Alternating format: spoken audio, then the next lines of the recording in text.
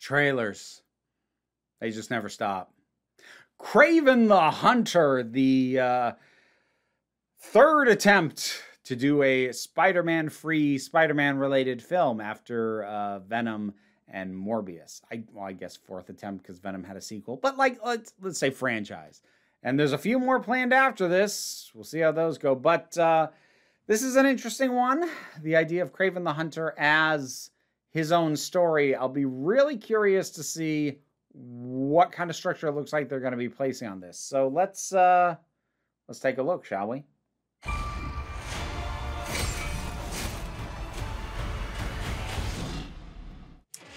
I think it's already confirmed this is going to be rated R. Okay. All right, so we're... Never show mercy. Seems like we're going with some degree of superpowered.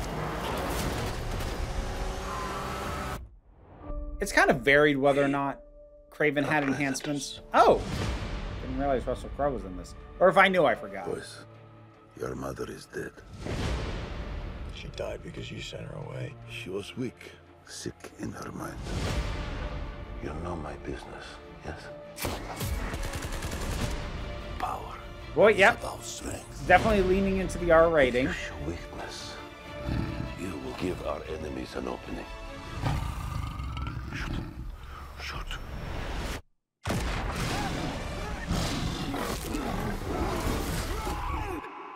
He is weak, like his mother. Leave him. What happened that day? What? I stared death in the face. And for the first time, Okay. I saw my true self. I don't remember that ever being Tell me about this hunter. an origin for... It might have been at some He point. uses a connection with animals to track his prey. Okay. And once you're on his list, there's only one way off. The six of us, and only one of you. There's 6 of you now. Well, that's not a bad line.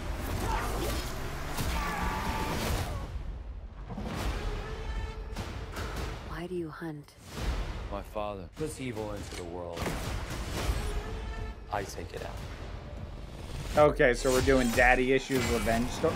Damn! Some kind of honor. You are exactly like our father.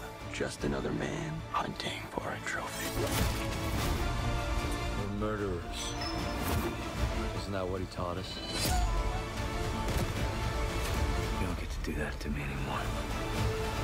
Oh, yeah, throwing in spiders for the heck of it. Mr. Taglin. Mr. Taglin? Where's Mr. Taglin? Oh, you're standing in him.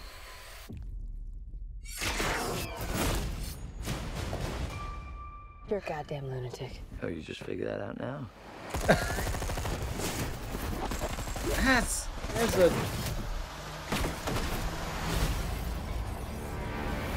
There's a weird mismatch to the tone of this thing in his line delivery. There is an animal in each one of us. Don't you want to know why they call me the Rhino? What? What?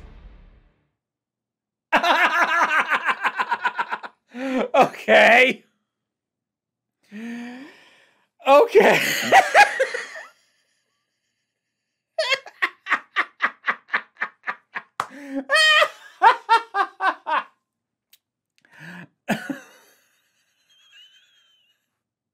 The Rhino. Really? Oh dear. Oh dear, oh dear, oh dear. I won't lie. I'm getting a lot more Morbius vibes than Venom off this thing. Because, like, look, I'm not going to say the Venom movies are great, but they are fun, and I do enjoy them. Morbius. Oh. Oh dear. Yeah, no, that wasn't good at all. This reminded me a heck of a lot more of the Morbius trailers. Oh boy. So I mentioned a disconnect between the tone of the trailer and his line delivery, because the tone is very dour, dark, gritty, revenge, violence, you know, almost kind of John Wick-esque. And then the way he delivers lines like, you're standing in him, or you're just figuring that out now, which is done with this casualness that feels like it's in the wrong movie. It's like he's delivering the lines as if he was in a standard Marvel movie, as opposed to an R-rated revenge film that's barely associated with anything Marvel related.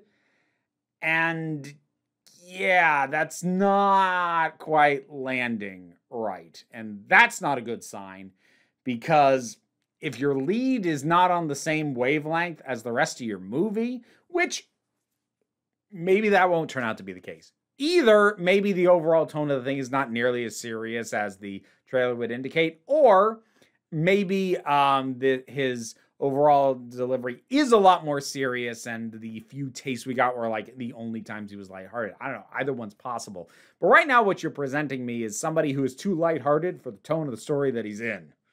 And having a disconnect between your main character and the rest of your movie like that, that's a problem.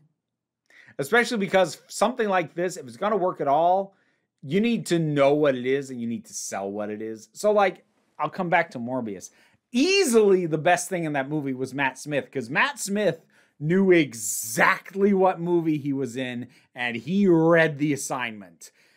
Like, the thing is, Jared Leto is fine, he's serviceable, but Matt Smith is the one who's like, oh, you know exactly what you're doing. And it stands out because not Leto, but most of the cast in that movie seem like they're asleep. Seem like they were woken up from a nap to do their lines. Like, they're not here. And that kind of disconnect is what stops these things from becoming Venom. Because Venom is ridiculous, but has a sincerity that you can't help but love, or at least I can't.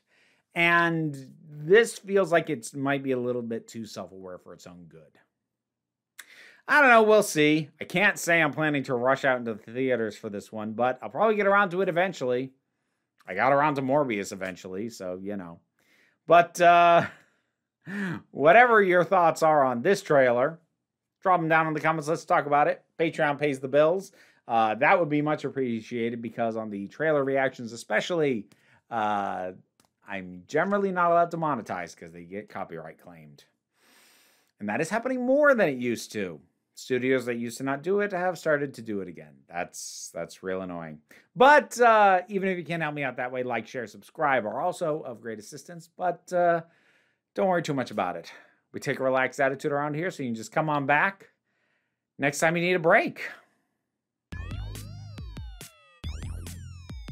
Massive thanks to my Patreon supporters, and in particular, I want to thank Robin Moore, Zubin Lutfullah, Tarak, the thing that goes doink in the anime, Ruth, Oliver B., Solitary Pictures, Ulrich Bogdan, Melinda Walters, Jen, Leotha Boyd, Auntie Kate 808, Becky Sparks, Fernabilex the Poodle, Robin Powell, Tracy Scrabbit, Angry Casperl, Adam R.D.L. Taylor, David Hall, Shayla Gourlay, and Rosalind Bennett. Thanks for your support. You can get your name in the credits too if you feel like hearing me possibly struggle with it for several times before getting it right.